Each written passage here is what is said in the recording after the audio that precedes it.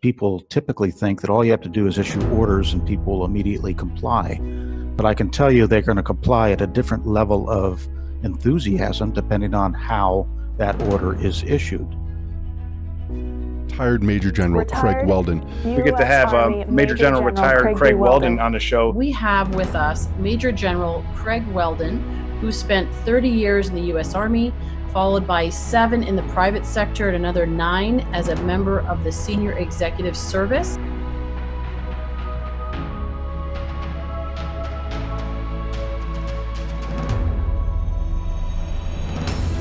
After 4 decades of working with some of the very best military leaders in the world, I've learned what truly great leadership is. It's an art, grown out of a combination of innate skills and world-class training. The relationship that you have with your clients is special, and it's really the first thing that is important to you. So you can talk to a 6-year-old or a 60-year-old, you can talk to a Republican or a Democrat. It doesn't matter who you're talking to. If you have a central message and you want to communicate to them, you just need to understand that you need to talk to them in terms that they understand.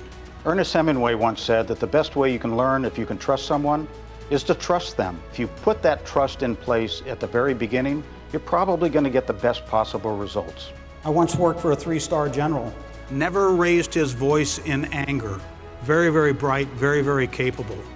And a colonel came up to me one time and he said, "You know, General so-and-so is the toughest guy I have ever worked for." And I thought, really? Why is that? He said, "Because I never wanted to disappoint him." And that spoke volumes about inspiring people to be their best. And I thought, boy, if I can inspire people like that, then I'm doing fine. Great leaders don't patent their behavior. They freely pass them on. I teach in my presentations that your greatest legacy should be that you passed on the best-of-breed leadership techniques that you've learned from others. That's my passion, and that's my mission. So as you see these things, the things that you like, pick up those rocks, those metaphorical rocks, and put them in your rucksack.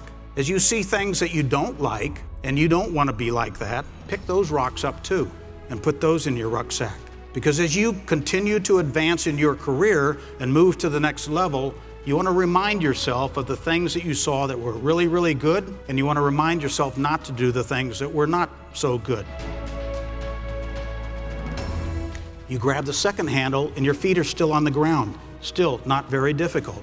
But as you continue to climb up that ladder, the rungs get further apart, the air gets thinner because you're getting higher, and you get tired because you've been climbing.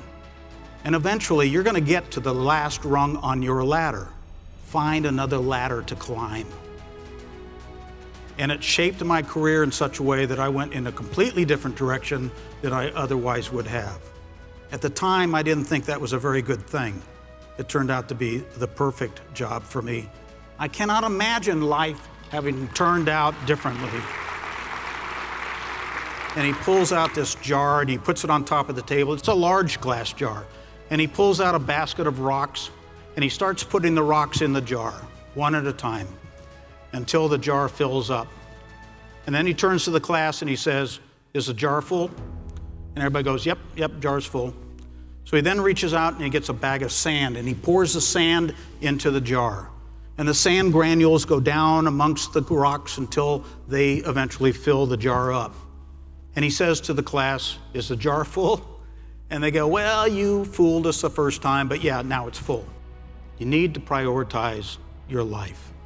I think the greatest legacy you can leave is to pass on to the next generation what you have learned. To take what you've learned in this course and what you learn on the job, in your job, and help those that are coming behind you. Because someday, like me, you're going to be in a rocking chair, drooling out of a cup maybe, and somebody else is going to be there keeping this country great as a civil servant or a military member.